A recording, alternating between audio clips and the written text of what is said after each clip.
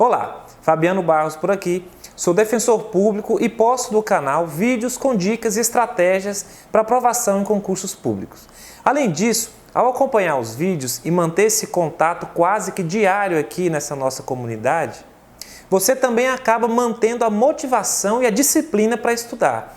Como é segunda-feira, antes do tema vai aquela meditação. Tem muita coisa para mudar no nosso país, mas é preciso parar de apenas reclamar e fazer cada um a sua parte. E tem muita gente fazendo. Uma boa maneira de ajudar o país é exercer com dedicação um cargo público. Nada melhor do que você trabalhar sabendo que você está ajudando a construir um país melhor. Então, esse é mais um motivo para você se dedicar aos estudos e passar no seu concurso. Hoje nós vamos falar do famigerado PL 4302 e os seus eventuais substitutivos e projetos anexos que venham a ser votados junto com ele no Congresso. Esse projeto realmente traz algum risco para os concursos públicos? Ele pode de fato acabar com os concursos, como tem pessoas falando por aí? É importante que todo concurseiro saiba o que eu vou falar aqui hoje, pois a desinformação e as informações errôneas acabam prejudicando e até desanimando muita gente. Já curte aí o vídeo para não se esquecer. E no final, compartilhe esse vídeo com seus conhecidos concurseiros. Eles também precisam ter essas informações. Então vamos lá. O que é o projeto de lei 4.302? É um projeto de lei que está na Câmara dos Deputados e visa a regulamentar a terceirização do trabalho, que hoje é tratada basicamente pela jurisprudência do TST. A terceirização existe tanto no setor privado quanto no setor público, mas ela hoje só é admitida para as atividades meio, que são aquelas de apoio, comuns na maioria dos órgãos e empresas, tais como o serviço de vigilância e limpeza. Por exemplo, um banco, seja o Bradesco, que é privado, ou a Caixa, que é um banco público, quando vão contratar um escriturário para atender seus clientes, para trabalhar num caixa, por exemplo, que são atividades fim dessas empresas, a contratação deve obrigatoriamente ser feita de maneira direta entre o banco e o empregado. O próprio banco assina a carteira da pessoa. O banco é o empregador. Mas se vão contratar, por exemplo, serviço de vigilância ou de limpeza, eles podem, ao invés, contratar uma empresa que presta esses serviços e que será essa empresa que fará a contratação dos profissionais de limpeza ou vigilância. Isso é a terceirização, que é permitida hoje. Nessa relação, o banco não é empregador do vigilante, que é um empregado de outra empresa que tem um contrato com o banco. Envolve, portanto, 3 atores. No nosso exemplo, o banco, que é onde será prestado o serviço, a empresa terceirizada e o prestador de serviço, que é o trabalhador ligado à empresa. Daí existe uma luta política, porque de um lado os empresários querem ter o direito de contratar empresas terceirizadas para qualquer função, mesmo as funções que são atividade fim da empresa. O principal interesse deles é reduzir os custos da contratação, que no Brasil são bastante altos, e não apenas do salário, mas também de todo o suporte que é necessário para lidar com os empregados. De outro lado, as entidades representativas dos trabalhadores alegam que tal permissão de contratação de terceirizados para atividade fim iria precarizar as relações de trabalho, reduzindo salários e direitos.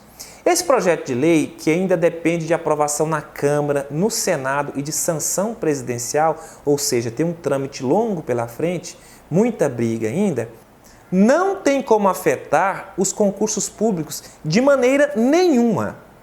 Com relação ao serviço público, mais especificamente aos concursos públicos, a primeira coisa que precisamos entender é de onde vem a determinação para que sejam feitos concursos públicos para contratação. O artigo 37 da Constituição Federal traz a base para o funcionamento da administração pública brasileira. Nele estão previstos diversos princípios, regras, que orientam toda a administração pública, seja ela no âmbito federal, estadual ou municipal. Está escrito que a investidura em cargo ou emprego público depende de aprovação prévia em concurso público, de provas ou provas e títulos, de acordo com a natureza e a complexidade do cargo ou emprego, na forma prevista em lei. ressalvadas as nomeações para cargo em comissão, declarado em lei de livre nomeação e exoneração. Eu quero chamar a atenção para esse detalhe aqui, que fala que a investidura em cargo ou emprego público. Como nós podemos observar, a exigência de concursos públicos para o preenchimento tanto de cargos, que são aqueles cujo regime jurídico é o regime administrativo, que são a administração direta, as autarquias e as fundações públicas, quanto os empregos públicos, que são aquelas contratações de regime jurídico privado pela CLT nas empresas públicas e sociedades de economia mista. Tanto uma quanto a outra tem matriz constitucional, ou seja, a exigência advém da Constituição e não meramente de uma lei.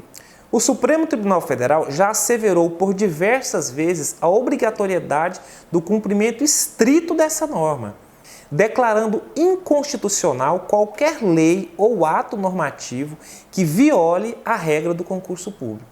E por que é assim? Porque o concurso é um instrumento de concretização dos princípios da administração pública, como a isonomia, a impessoalidade, a eficiência. Sem concurso, quem acaba ocupando os cargos são apenas os amigos do rei. Toda essa engrenagem jurídica e política acaba trazendo grande confusão na cabeça das pessoas.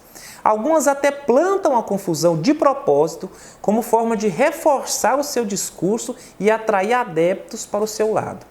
Mas o fato é que, para os cargos da administração direta, autárquica e fundacional, que são regime jurídico de direito público, toda e qualquer contratação para atividade fim deve ser realizada sob o regime administrativo, por concurso público, ou seja, não apenas a Constituição exige o concurso para todos esses cargos, que a exceção é apenas os cargos comissionados, mas proíbe a contratação pela CLT, conforme pacífico entendimento do Supremo Tribunal Federal. Nem com concurso seria possível contratar pela CLT para esses cargos. Então, evidentemente, não é uma lei que vai mudar isso. Até porque nós conhecemos a hierarquia das normas e a Constituição está no topo. E uma lei, mesmo aprovada, que desrespeitar a Constituição será declarada inconstitucional.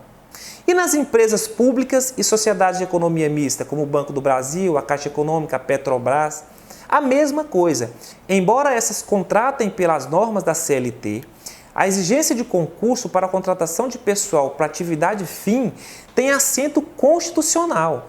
É a própria Constituição que exige o concurso para a contratação para o Banco do Brasil, para a Caixa, para a Petrobras, mesmo que seja pela CLT. E uma lei, obviamente, não tem o condão de mudar a Constituição. E se houver uma alteração da própria Constituição, isso seria possível? Bem, nesse caso, há 3 poréns. O primeiro é que seria necessário um outro projeto de emenda constitucional. O segundo é que o quórum de aprovação é bem maior, é de 3/5 em 2 turnos nas 2 casas do Congresso, o que é bem mais difícil do que a aprovação dessa lei, que já vai ser difícil de ser aprovada.